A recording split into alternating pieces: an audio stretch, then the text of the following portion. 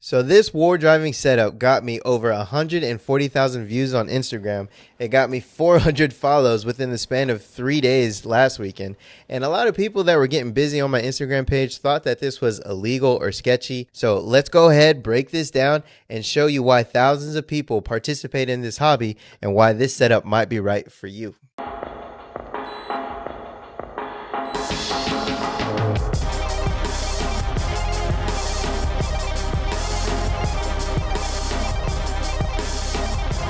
What's going on, folks? Zeke here with another banger of a video, and I'm super excited for this video, ladies and gentlemen, mainly because I get to show you guys my updated Wardriving setup. Now, I'm saying that because I am finally embracing cluster node Wardriving, and honestly, in my opinion, it is a night and day difference, and this kind of was inspired by Cal's Biscombobulator. You're gonna get pulled over.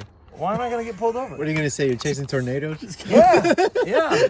But I only have 3 nodes for my setup, which is plenty. And honestly, I can't wait to break it down for you, mainly because, like I said in the beginning, this setup alone was able to reach up to 140,000 views on my Instagram page. And if I'm getting that type of reaction, I had to make a long video for you. So I have to start this video off once again explaining what Wardriving is, mainly because I did a terrible job describing what it is on that Instagram reel. I think the only thing I left in that description was hashtag Biscuit Ultra, shout out to you, Hedge, hashtag NerdSec, and hashtag Vegas. So there was a lot of comments like, what is this for? There was actually a lot of chippy arguments that I participated in for fun. So if you are transitioning over from my Instagram channel to the YouTube page, I appreciate you guys. I appreciate you guys making noise on that Instagram reel. So what is Wardriving? It is actually a adopted name from an early 2000 movie. And what it is passively scanning open public networks, uploading them to crowdsource platforms like wiggle.net and what is now wdgwars.pl, which is an amazing site. Shout out to Loco, the creator of that site. That's what it is. What it isn't is connecting to networks we don't have permission to. It has nothing to do with hacking networks we don't have permission to hack. Honestly, I'm not even a hacker by any means. I am a cyber student. I'm in my last year of my degree, and I am just making content to show some experience or some of the things that I have picked up while going through my degree and while transitioning out of the Army. So that's what Wardriving is. We're not here to hurt anyone. I'm definitely not here to argue with you guys, but it is fun. Aside from that, let's go ahead and move on to the build. All right, folks, so I need to apologize. I know I sound like Squidward, and that's because I picked up a travel bug from Sin City last weekend, but for the sake of the video, we will press on. On the right is my prototype Biscuit Ultra. On the left is a enclosure that has my nodes that pair with the device. Now, before we press on with the rest of this video, Wardriving is the passive process of scanning for publicly broadcasted Wi-Fi signals while moving. That can be in a car, that can be on foot, that could even be flying. You could be war flying. You just strap your device to your favorite drone, bada bing, bada boom, Bob's your uncle, you're war flying. What it isn't, we are not interacting with the networks that we come in contact with. It has 0 data interception. So with that said, I want to touch base on one of the comments that arose in the actual reel itself, and it's good stuff. It's all good fun, and it was a great statement. Someone said, so you're basically data mining Wi-Fi locations for Wiggle. First of all, your ISP is data mining you. Your plugins are data mining you. If you don't hit no on the applications you download, they're data mining you. Grammarly is essentially a keylogger. What Wardriving is logging the broadcast info of signal strength, channels, and encryption type. Has nothing to do with personal data. All right, folks, so we are back at the desk, and center stage for you, I have my 2 Biscuit devices. I have to give a huge shout out to Hedge, the creator himself, for supporting the channel, getting these devices on the desk for us so that we have a proper platform to test our Wardriving setup on. These 2 devices are highly capable pen testing utility tools.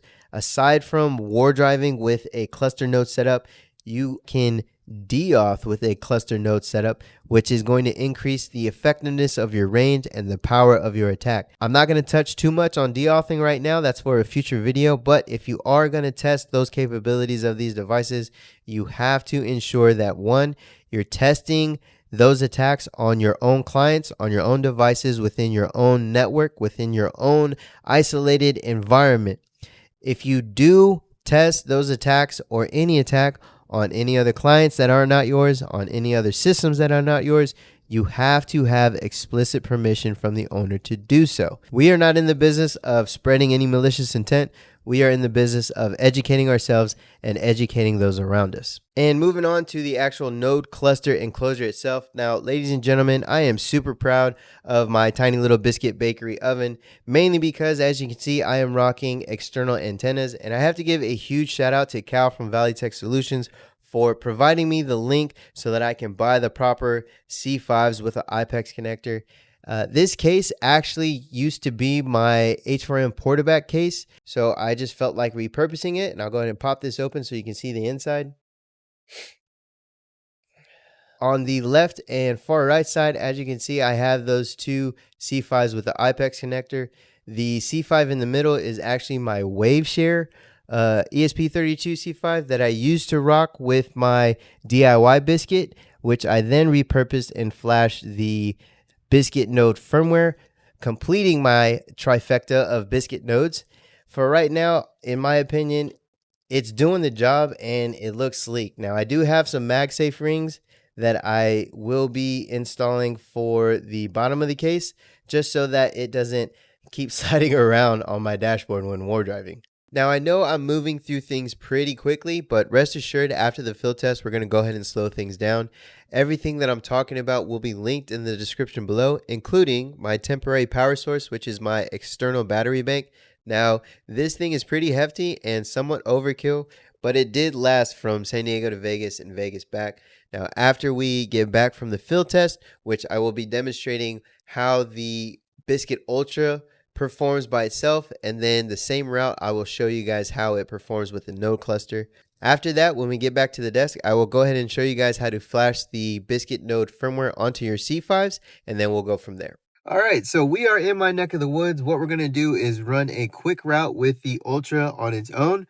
We'll head down a few blocks, come back, reset, and then flip on the node cluster and run it the same way, and we'll differentiate how many APs we actually pick up. All right, so we are back at the reset point, and with that first run, we were able to pick up about 1.6 networks collected. So now I'm going to go ahead and flip the node cluster on and see what we get.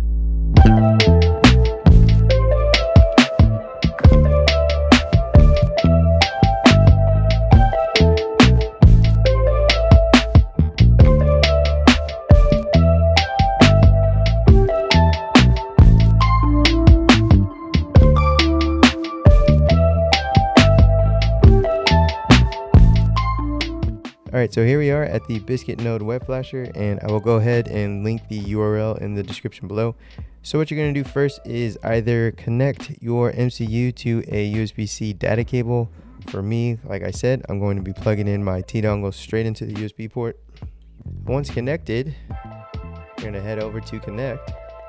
And if you're unsure what port to select, you can actually disconnect your T-dongle or your data cable, plug it back in, and it will populate again. So for mine, this one. All right, for the board, I'm going to go to Biscuit node and select Biscuit node ESP32C5. All right, and for version, we'll just put current and program, and that is it. So just because I made this super easy by just providing the link, essentially you can just click it. I highly advise joining the Biscuit server. It's a great community. Not only that, but there's a bunch of rolling updated information that is a good read in my opinion. And honestly, there are some other channels like the 3D printed channel where you might be able to find a 3D print file for your setup.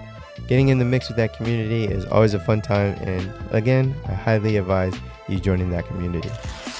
Alright folks, so that's going to do it for today's video. I hope you guys enjoyed that. I had a lot of fun putting that together for you. I hope I was able to shed some light on some of the inconsistencies in the description that I left on the Instagram reel. If you could, please show some love to the Instagram channel. I would really appreciate it, guys. With all that said, I got to get out of here. I have to get back to my Hellhound CYD build. I got to get midnight up and get that step-by-step build guide ready for you guys. So I appreciate you guys and your patience waiting for that video to drop. Yeah, my name's Zeke. I'll see you guys on the next one. Peace.